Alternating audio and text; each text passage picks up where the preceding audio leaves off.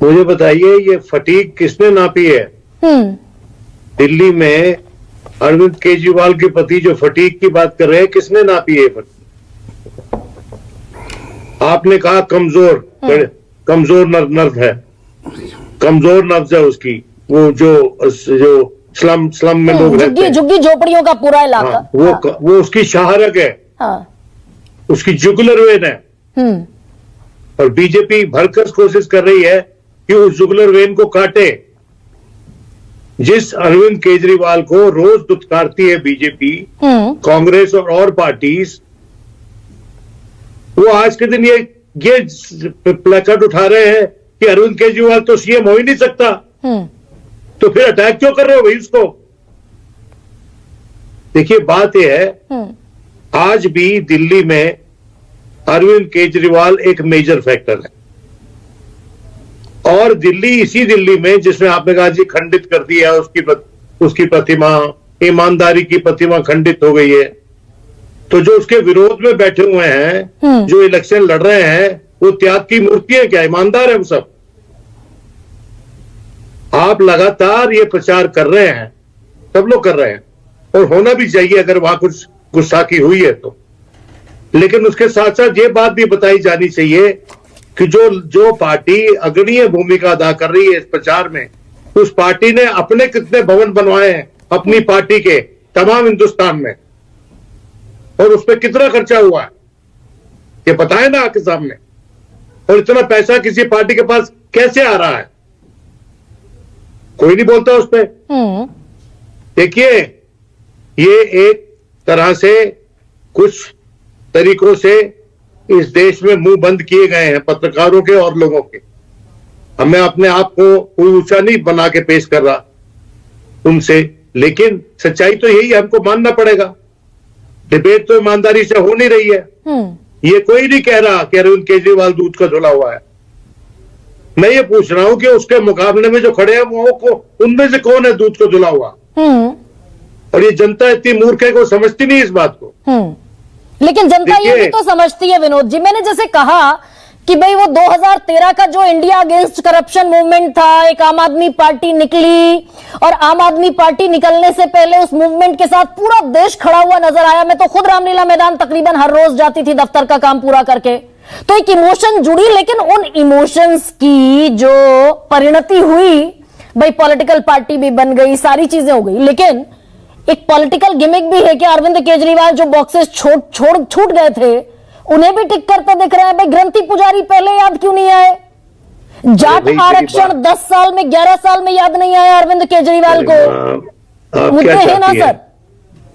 गरिमा आप क्या चाहती हैं कि वो उस पिच पे ना खेले जो पिच बीजेपी ने बनाई है? जो पिच बना रही है जगह जगह हिंदुस्तान में खोद के, जगह जगह मंदिर खोद के जो पिच बना रही है, जो मस्जिद खोद के पिच बना रही है, उस पिच पे वो न खेले क्यों? वाई? क्या तो इदारों को कहो प्रतिबंध लगाए वो। ये गलत बात हो रही है ना जो इस देश में हो रही है, ये हमारे बेसिक स्ट्रक्चर के खिलाफ बात हो रही है।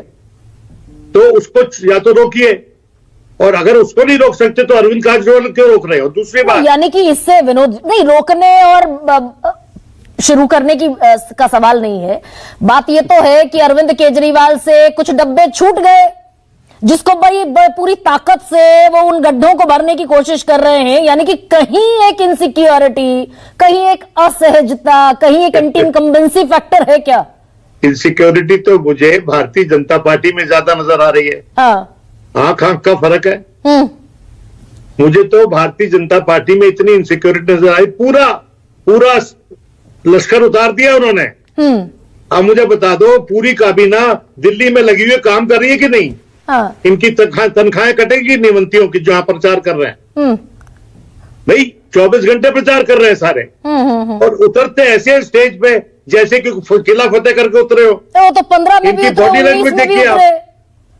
19 में भी देश के गृह मंत्री ने और प्रधानमंत्री मोदी ने प्रचार किया 303 के जबरदस्त मैंडेट के बाद लोकसभा में। मैं आपको एक गुजारिश करना चाहता हूं गरिमा जी सर प्लीज, कि the only hope of opposition इस इलेक्शन में ये है कि बीजेपी की आम आदमी पार्टी को 2013 के लेवल पे ले आए। और 2013 का लेवल जो है ना, जो उसका पिछला जो लेवल था 2020 का, उससे लगभग 20% कम है। अब आप खुद आकलन कर लीजिए कि आज के दिन विपक्ष इतना मजबूत है क्या कि आम आदमी पार्टी की 15 से 20% वोट खा जाएगा।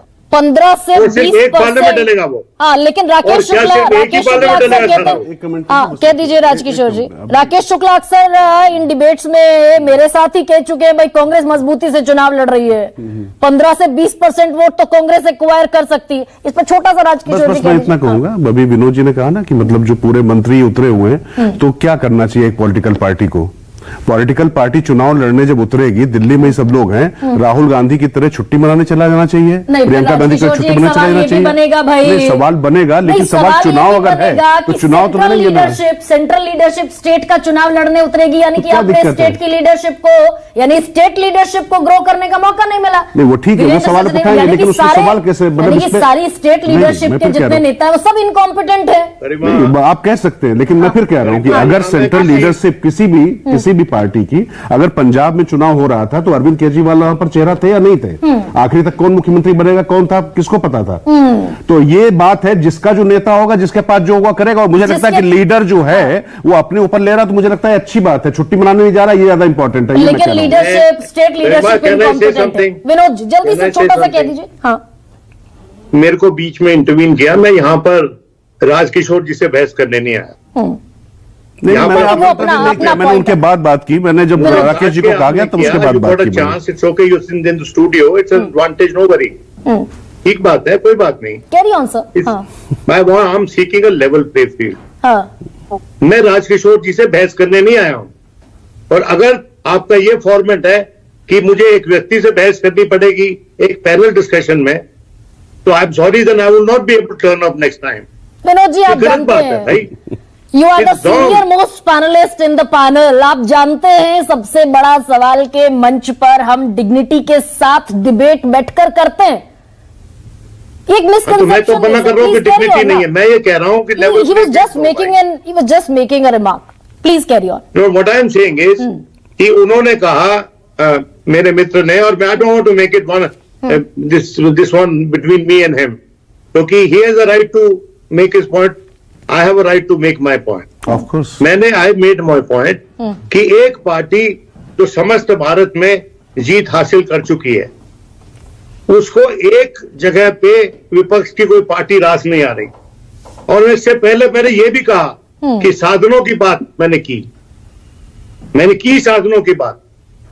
ये साधनों के दम पर, इंस्टीट्यूशंस के कंट्रोल पे दम पर, और अपनी आवाज ज्यादा बुलंद करने में सक्षम होने के दम पर लेवल प्ले फील्ड नहीं रहने देते इलेक्शंस में। अब ऐसे में जो आपका एक और मेजर सवाल था कि क्या विपक्षी पार्टियां इस हैसियत में है, इस ताकत में है कि 15 से 20% का वोट खींच ले आए और 13 तक पहुंचा दें। राकेश शुक्ला, मुझे तो नहीं राकेश जी, है क्या ऐसी ताकत कांग्रेस में दिखती है क्या कि वो जो आम आदमी पार्टी ने जमीन खींचकर कांग्रेस की अपनी सरकार बनाई, वो एक्वायर कर पाने की हालत में है?